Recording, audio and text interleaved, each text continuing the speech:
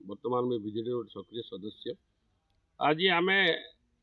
Sinapali block गोटे पर्यटन स्थली अच्छी जोटा कि थिपाखोल विदित आम बहुत पुरातन ऐतिह्य स्थली यहाँ। आज सरकार पातलगंगा और थिपाखोल दुईटा जगह को गोटे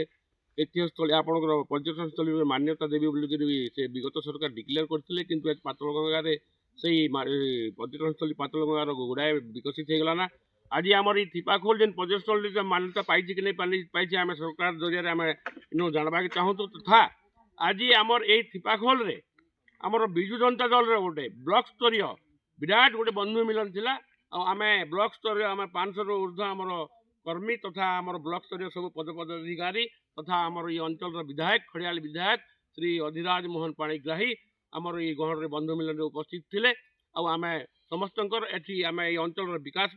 अधिराज मोहन पाणिग्राही को निवेदन रखीचु तथा जरिया जहाँ पार्बा तथा आमर पुणी वर्तमान सरकार को भी निवेदन से जेहेतु तुम पातलगंगा और थिपाखोल को पर्यटन स्थली मान्यता देवार प्रतिश्रुति देथिल आज पातलगंगार उन्नति है किंतु आमर सिनापाली ब्लॉक रो पात्रता अच्छी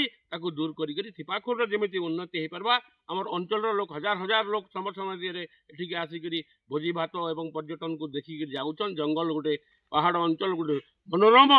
पूरा परिवेश अच्छी एटी सरकार को पर्यटन स्थल मान्यता दे अंचल विकास करने निवेदन रखुच्छे। मो ना जयपाल ना आम जड़े विजु जनता दल वरिष्ठ कर्मी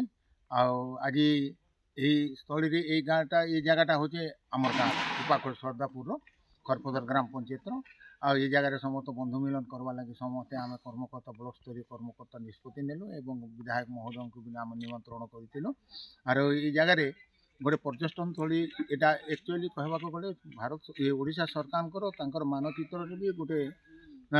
भौगोलिक मानचित्र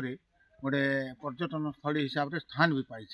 आम अनेक प्रयास करूँ फरेस्ट वाला को डाकुँ आपंकर टूरिज्म ऑफिस को जाऊँ कलेक्टर महोदय को भेटुँ विधायक को कही ये जगार केन्ता करी गोटे परिवेश भल सुंदर रही पार्बा पर्यटन स्थली हिसाब से मान्यता पाइबा माने